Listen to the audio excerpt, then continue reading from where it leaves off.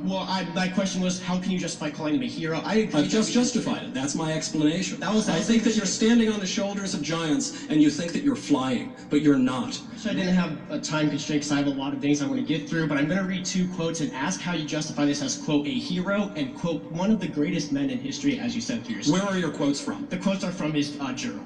So From in where? his journal, I'm sorry. His journal. From the Journal of Christopher Columbus? Yes. Okay. In his journal, he says, quote, "Let us in the name of the Holy Trinity go on sending all the slaves that can be sold."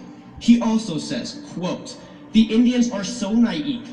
I will bring as much gold and slaves as you need." That actually was not in his journal. That was to the court in Madrid. I assume it wasn't in his journal because he would be writing to himself. Oh. Right, so you're saying Christopher Columbus agreed in a letter to his bosses who were funding his voyage that he would fulfill the terms of his voyage? That's what you're saying?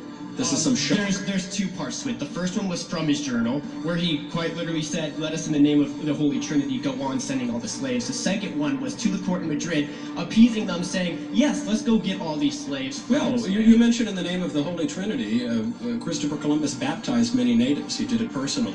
And he obviously was bringing the faith to the New World. You're at a Catholic university. If you believe that the faith is true and good and beautiful, as I do, as all Christians ought to do, then that's a wonderful thing to spread the gospel to people who've never heard it before. I think you misheard the quote. The last part of the quote. I don't think I misheard the quote, but you can repeat it if you like. In the name of the Holy Trinity, what should we Yes. do in that name? Go on sending all the slaves that can be sold. So he sent slaves to the New World. That is true. Or back to Spain. That is true. That was part of the deal. And if you listen to my lecture, I'm not sure. I heard your question, but I'm not sure you heard my lecture. He agreed to the encomienda system as a political concession because he was outfoxed by a local mayor named Roldan. This was the cause of much of his consternation in the New World. It's the reason that Bobadilla was able to take over and usurp control from him in the West Indies.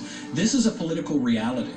This is not a beautiful thing. It's a terrible thing. Slavery is an awful thing. None of us disagrees with that.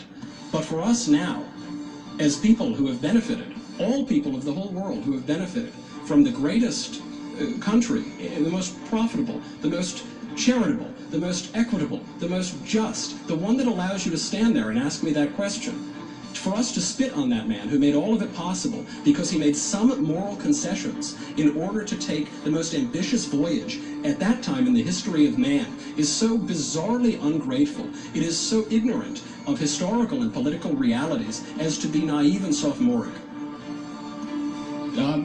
My question was, how can you justify calling him a hero? I've just justified it. That's my explanation. I think that you're standing on the shoulders of giants and you think that you're flying, but you're not.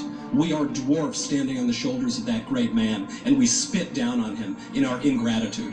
How pathetic.